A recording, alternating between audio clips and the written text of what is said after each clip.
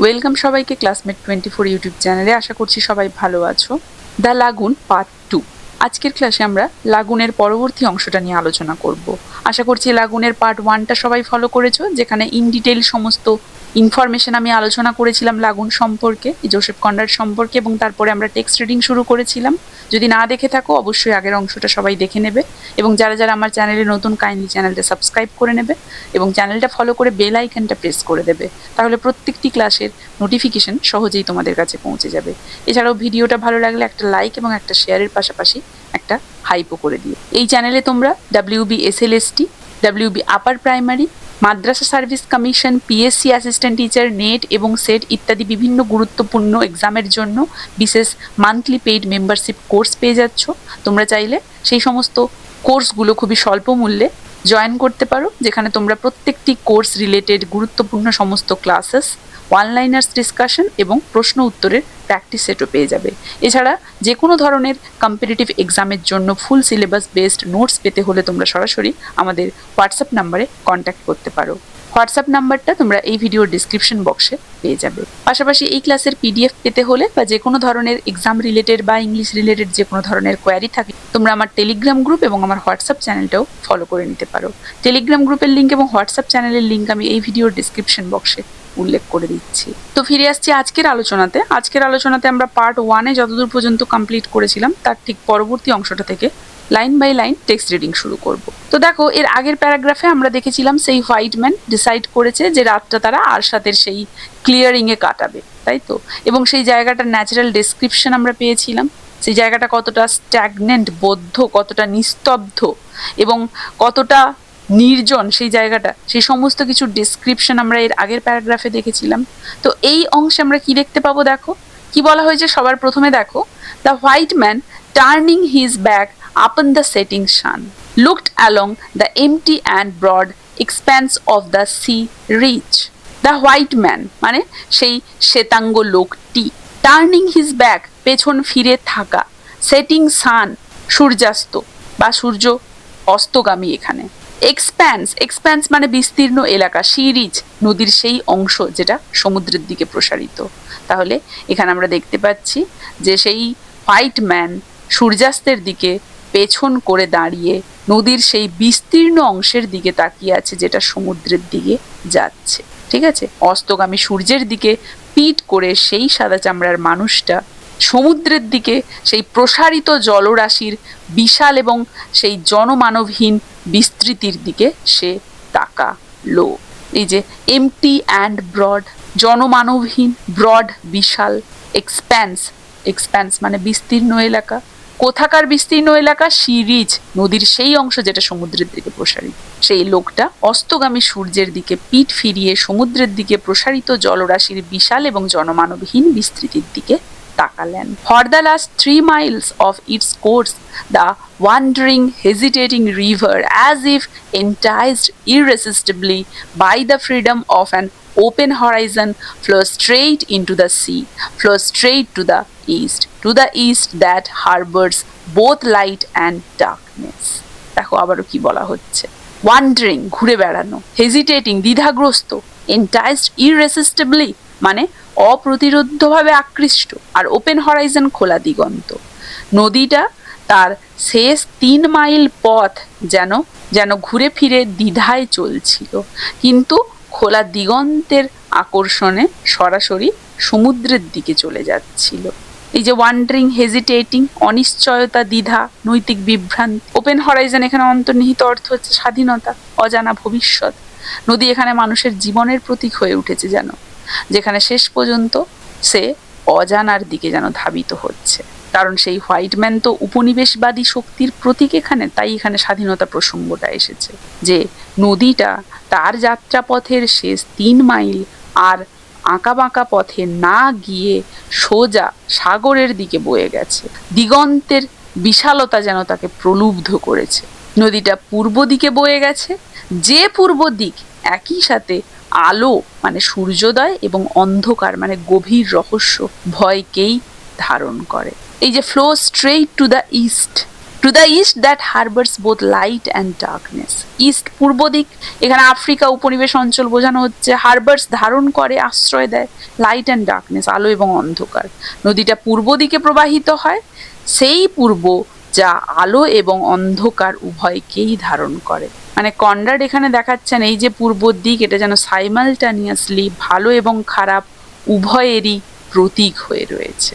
অ্যাস্টার্ন of the boat the repeated call of some bird, a cry discordant and feeble, skipped along over the smooth water and lost itself before it could reach the other shore in the breathless silence of the world. Astern নৌকার পেছনের অংশ, discordant মানে অসুরেলা, বেসুরো যেটা, feeble মানে দুর্বল। বলা হচ্ছে নৌকার পেছনে কোনো এক পাখির দুর্বল ও বেসুরো ডাক বারবার শোনা যাচ্ছিল। বার্ডস ক্রাই, বার্ডস ক্রাই এর অন্তর্নিহিত অর্থ হচ্ছে যেন সতর্ক বার্তা। দেখো, বার্ডস ক্রাই হচ্ছে প্রকৃতির কণ্ঠস্বর, ঠিক আছে? মানা হয় যেন বার্ডস ক্রাই কোনো সতর্ক বার্তার জন্যই হয়। আর ডিসকর্ডেন্ট অ্যান্ড ফিবল, দুর্বল প্রতিবাদ যেটা কেউ গুরুত্ব দেয় না, ঠিক আছে? মানে প্রকৃতি বা নৈতিকতার কণ্ঠস্বর যে দুর্বল হয়ে পড়েছে, সেটাই যেন এর গভীর অর্থ প্রকাশ করছে। Skipped along over the smooth water and lost itself. Skipped along, লাফিয়ে লাফিয়ে এগোনো। স্মুথ ওয়াটার, শান্ত জল। লস্ট ইটসেলফ, হারিয়ে যাওয়া। Before it could reach the other shore in the breathless silence of the world. Breathless silence, breathless silence হচ্ছে নিস্তব্ধতা, শ্বাসরুদ্ধ নীরবতা। পাখির ডাকটা জলের ওপর দিয়ে ছড়িয়ে পড়ে, কিন্তু অন্য পারে পৌঁছানোর আগেই সেই নিস্তব্ধতার মধ্যেই হারিয়ে যায়। তাহলে এই যে সাইলেন্সের অন্তর্নিহিত অর্থ মৃত্যুর মতো নীরবতা, তাই না? ভয়ঙ্কর শূন্যতা। লস্ট ক্রাই, সত্য বা সেই প্রতিবাদ যে চাপা পড়ে যায় সেটা। মানে এই পৃথিবীতে, বিশেষ করে এই যে উপনিবেশগুলোতে, উপনিবেশিক জগতে সত্য বা প্রতিবাদ যে শোনা যায় না, সেটাই এখানে যেন ব্যক্ত করা হচ্ছে। অন্তর্নিহিত অর্থ যেন এটাই। বলা হচ্ছে নৌকার পেছন থেকে কোনো একটা পাখির বারবার ডাক শোনা যাচ্ছিল। সেই কর্কশ এবং ক্ষীণ ডাকটা শান্ত জলের ওপর দিয়ে ভেসে যাচ্ছিল, কিন্তু সেই ডাকটা এতটাই দুর্বল ছিল যে অন্য পারে পৌঁছানোর আগেই এই পৃথিবীর এক দমবন্ধ করা নিস্তব্ধতার মধ্যে সেটা হারিয়ে গেল। তাহলে এই অংশে আমরা জোসেফ কনরাড যে একটা গভীর প্রতীকী একটা ইমেজারি তুলে ধরেছেন সেটা দেখতে পাচ্ছি। নদীকে তিনি জীবনের যাত্রার প্রতীক হিসেবে দেখিয়েছেন যেন। ইস্ট মানে পূর্ব দিক, এখানে আফ্রিকান সেই উপনিবেশ, এটা যেন তিনি বোঝাতে চেয়েছেন। সূর্যাস্ত যেন সভ্যতার পতনের ইঙ্গিত দিচ্ছে, তিনি বলতে চাইছেন। নীরবতা মানে নৈতিক শূন্যতা, মানে ইউরোপীয়রা নিজেদের সভ্য মনে করলেও তারা আসলে অন্ধকার দিকে যাচ্ছে এবং সেই অন্ধকার তাদের মধ্যেই লুকিয়ে রয়েছে, এটাই যেন এখানে বোঝাতে চাওয়া হচ্ছে। এটা যেন সেই যে জোসেফ কনরাডের বিখ্যাত নভেল বা উপন্যাস হার্ট অফ ডার্কনেসের সেই সেন্ট্রাল থিমটাকে তুলে ধরছে। কলোনিয়ালিজমের যেন সমালোচনা করছে এবং মানুষের ভেতরের অন্ধকারকে যেন বা ডার্কনেসকে যেন প্রকাশ করে দিচ্ছে। পরবর্তী প্যারাগ্রাফে কি বলা হচ্ছে দেখো। The steersman dug his paddle into the stream and held hard with stiffened arms, his body thrown forward. দেখো, স্টিয়ার্সম্যান নৌকার মাঝি, দিক নির্দেশ করে যারা। ডাগ হিজ প্যাডেল, জোরে তার সেই যে প্যাডেল বা বৈঠা কি করলো, সেই জলে যেন ডাগ ঢুকিয়ে দেওয়ার চেষ্টা করছে। স্টিফেন আর্মস, শক্ত হয়ে যাওয়া হাত। স্টিফ, শক্ত হয়ে যাচ্ছে হাতগুলো, বারবার ওই কাজটা করছে, শক্ত করে ওই প্যাডেলগুলো ধরে রয়েছে। বডি থ্রোন ফরওয়ার্ড, শরীর সামনে ঝুঁকে থাকা। ওই যে নৌকোর যে প্যাডেলগুলো, ওগুলোকে যখন মুভ করা হয় তখন হাতের পজিশন অনুযায়ী বডি একবার সামনে যাচ্ছে, একবার পেছনে আসছে, শরীর সামনের দিকে একবার ঝুঁকে যাচ্ছে। সেটাই বলা হচ্ছে যে মাঝি জোরে সেই যে বৈঠাগুলো জলে ঢুকিয়ে শক্ত হাতে ধরে সামনে ঝুঁকে নৌকো চালাচ্ছিল। মানে নৌকার মাঝি তার দাঁড়টা সজোরে জলের ভেতরে বা গভীরে বসিয়ে বা ঢুকিয়ে দিচ্ছে এবং শরীর সামনের দিকে সেই সময় ঝুঁকিয়ে শক্ত হাতে সেটা ধরে রাখছে। এর ফলে জলের ভেতর থেকে এক ধরনের কলকল শব্দ তৈরি হচ্ছে। The water gargled aloud and suddenly the long straight ridge seemed to pivot on its center. The forests swung in a semicircle, and the slanting beams of sunset touched the broad side of the canoe with a fiery glow, throwing the slender and distorted shadows of its crew upon the sticked glitter of the river. The water gargled গড়গড় শব্দ করা। Pivot মানে ঘুরে যাওয়া বা কেন্দ্রের উপর ঘোরা, মানে জল গড়গড় করে শব্দ করছিল। হঠাৎ মনে হলো নদীর লম্বা সোজা অংশটা যেন তার সেন্টার বা কেন্দ্রের ওপরে ঘুরে গেল। মানে নদী তো আর ঘোরেনি, মানে নৌকোর দিক পরিবর্তন হলো। নৌকোর দিক পরিবর্তনের ফলে যে দৃশ্য পাল্টে যাচ্ছে সেটা আমরা দেখতে পাবো। The forest swung in a semi circle. Swung মানে দুলে ওঠা বা ঘোরা, সেমি সার্কেল অর্ধবৃত্ত। মনে হলো বনগুলো অর্ধবৃত্ত আকারে ঘুরে বেড়াচ্ছে। And the slanting beans of the sunset. Slanting beans তির্যক সূর্যের আলো, ব্রড সাইড নৌকোর পাশে, ফায়ারি গ্লো আগুনের মতো লাল আভা। সূর্যাস্তের তির্যক আলো নৌকোর পাশে পড়ে আগুনের মতো লাল আভা সৃষ্টি করলো। Throwing the slender and distorted shadows of its crew upon the sticked glitter of the river. দেখো, স্লেন্ডার মানে সরু, ডিস্টর্টেড বিকৃত, স্টিকড গ্লিটার মানে ঝিলমিল করা দাগযুক্ত একটা আলো।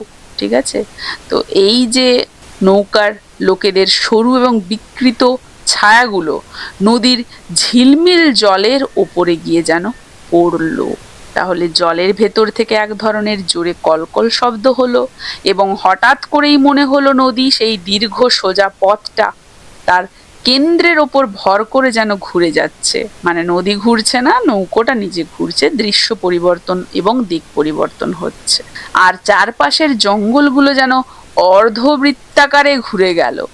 মানে নৌকাটা সেই মোড় যে নিচ্ছে, ওই জায়গাটায় গিয়ে মুড়ছে, সেই মোড় নেওয়ার কারণে একটা যেন ইলিউশন বা ভ্রম তৈরি হয়েছে, সেটাকেই তিনি এখানে ব্যাখ্যা করেছেন। সূর্যাস্তের সেই তির্যক রশ্মিগুলো নৌকোর পাশের অংশে এসে পড়লো এবং তাতে আগুনের মতো লালচে আভা তৈরি করলো। আর এর ফলে নৌকোর মাঝিদের সেই যে সরু সরু এবং বিকৃত ছায়াগুলো নদীর ওই ঝিকমিক করতে থাকা জলের ওপরে গিয়ে পড়লো। তাহলে দৃশ্য দেখো চেঞ্জ হয়ে যাবে, এরপরে কিন্তু আমরা দেখতে পাবো। The white man turn to look ahead. এরপরে সেই যে সাদা চামড়ার মানুষটা সে কি করলো? লুক আহেড মানে সামনে তাকানো। শ্বেতাঙ্গ ব্যক্তি সামনে তাকালো, তারা তো অজানার দিকে অগ্রসর হচ্ছে, তাই না? The course of the boat had been altered at right angles to the stream, and the curved dragon head of its prow was pointing now at a gap in the fringing bushes of the bank. Course পথ বা দিক, right angle 90 degree কোণ। নৌকোর দিক নদীর স্রোতের সাথে 90 degree কোণে পরিবর্তন করা হয়েছিল। And the carved dragon head of its prow was pointing now at a gap in the fringing bushes of the bank. Pro মানে হচ্ছে নৌকোর সামনের অংশ, ড্রাগন হেড ড্রাগনের মাথার নকশা, ফ্রিঙ্গিং বুশেস নদীর ধারের ঝোপঝাড়, গ্যাপ ফাঁক। নৌকার সামনে খোদাই করা সেই ড্রাগনের মাথাটা এখন নদীর ধারের ঝোপের একটা ফাঁকের দিকে নির্দেশ করছিল। মানে সেই যে শ্বেতাঙ্গ বা সাদা চামড়ার মানুষটা সামনের দিকে ফিরে তাকালো, নৌকাটা এখন স্রোতের সাথে 90 ডিগ্রি কোণে মানে সমকোণে ঘুরে গেছে। নৌকোর সামনের দিকে খোদাই করা ড্রাগনের মাথার মতো অংশটা এখন তীরের ঝোপঝাড়ের মাঝখানে থাকা একটা ফাঁকা জায়গার দিকে মুখ করে আছে। It glided through, brushing the overhanging twigs and disappeared from the river like some slim and amphibious creature, leaving the water for its lair in the forests. দেখো কি বলা হচ্ছে, it glided through, brushing the overlapping twigs, glided মসৃণ ভাবে এগোনো, overhanging twigs ঝুলে থাকা ডালপালা, স্লিম মানে সরু, অ্যাম্ফিবিয়াস ক্রিয়েচার উভচর প্রাণী জল এবং স্থলে দ্বারা থাকে, লেয়ার মানে কি গোপন বাসস্থান বা আস্তানা। তাহলে নৌকাটা মসৃণভাবে এগিয়ে ঝুলে থাকা ডালপালাগুলোকে ছুঁয়ে সেই ফাঁক দিয়ে ঢুকে গেল। মানে নৌকাটা নদী থেকে এমনভাবে অদৃশ্য হয়ে গেল যেন কোনো সরু উভচর প্রাণী জলের বাইরে এসে জঙ্গলের গোপন আস্তানায় ঢুকে পড়েছে। এই যে ডিসঅ্যাপিয়ার, এমন ভাবে অদৃশ্য হয়ে গেল, মানে মানুষ এখন প্রকৃতির গভীর অজানা বিপজ্জনক জঙ্গলে যেন প্রবেশ করছে। তাই বলা হচ্ছে নৌকাটা মসৃণ ভাবে সেই ফাঁকা জায়গা দিয়ে ভেতরে ঢুকে গেল, তীরের ঝুলে থাকা গাছের ডালপালাকে স্পর্শ করে এগিয়ে চলল, আর এক সময় একদমই যেন আড়ালে চলে গেল। মানে যাওয়ার সময় তীরের সেই ঝুলে থাকা গাছের সরু ডালপালার সাথে নৌকাটার ঘষা লাগছিল, অল্প সময়ের মধ্যেই সেটা তারপরে কি হলো, লোকচক্ষুর আড়ালে চলে গেল। নদী থেকে নৌকাটা এভাবে বনের ভেতরে অদৃশ্য হয়ে যাওয়াকে একটা সরু শরীরের উভচর প্রাণীর বা অ্যাম্ফিবিয়াস ক্রিয়েচারের সাথে যেন তুলনা করা হয়েছে এখানে। এই যে বলা হচ্ছে from the river like some slim and amphibious creature living the water for its layer in forest. যেমন কোনো উভচর প্রাণী জল ছেড়ে বনের ভেতরে তার নিজের আস্তানায় বা গর্তে ফিরে যায়, নৌকাটাও ঠিক সেভাবেই যেন বনের সেই গভীর বা গহীনে একদমই মিলিয়ে গেল। তাহলে নৌকোটাকে সেই অ্যাম্ফিবিয়াস ক্রিয়েচারের সাথে এখানে তুলনা করা হয়েছে, সিমিলি আমরা দেখতে পাচ্ছি লাইকের দ্বারা, তাই? তাহলে নৌকা মানুষের যাত্রার প্রতীক, বন এখানে অজানা অন্ধকারের প্রতীক, ড্রাগন বলতে এখানে ভয় এবং রহস্য, সূর্যাস্ত এখানে পতন এবং অন্ধকারের সূচনা করছে। মানে এখানে দেখানো হচ্ছে যে মানুষ, বিশেষত যেন সেই উপনিবেশবাদীরা ধীরে ধীরে সভ্যতা থেকে দূরে সরে গিয়ে অন্ধকারের গভীরে প্রবেশ করছে। দেখো হার্ট অফ ডার্কনেসের সেই যেন জার্নি ইনটু ডার্কনেসের সেই থিমটাকে যেন এই যে ওপেনিং সিন, এই যে গল্পটার শুরুতেই যে ন্যাচারাল ডেসক্রিপশনগুলো, এই যে বোটের জার্নিটা যেন সেই থিমকেই প্রতিষ্ঠা করছে, জার্নি ইনটু দ্য ডার্কনেস, তাই না? জোসেফ কনরাডের হার্ট অফ ডার্কনেসের সেই জার্নি ইনটু দ্য ডার্কনেস, বোঝা গেছে? সেটাই যেন এই প্রথম দিকের যে ন্যাচারাল ডেসক্রিপশন নৌকোযাত্রা আরশাদের কুটির পর্যন্ত, সেই নৌকোযাত্রাতে আমরা যেন সেই জিনিসটাই ফুটে উঠেছে দেখতে পাবো। আশা করি এতদূর পর্যন্ত সবাইকে বোঝাতে পেরেছি, কারো কোথাও অসুবিধে নেই। কার কেমন লাগলো জানাবে, ভালো লাগলে অবশ্যই চ্যানেলটা সাবস্ক্রাইব করে একটা লাইক এবং একটা শেয়ার করে দেবে। এই ক্লাসটা তাহলে এখানেই শেষ করছি, দেখা হচ্ছে দ্য লাগুনের পরবর্তী অংশটা নিয়ে পরবর্তী ক্লাসে।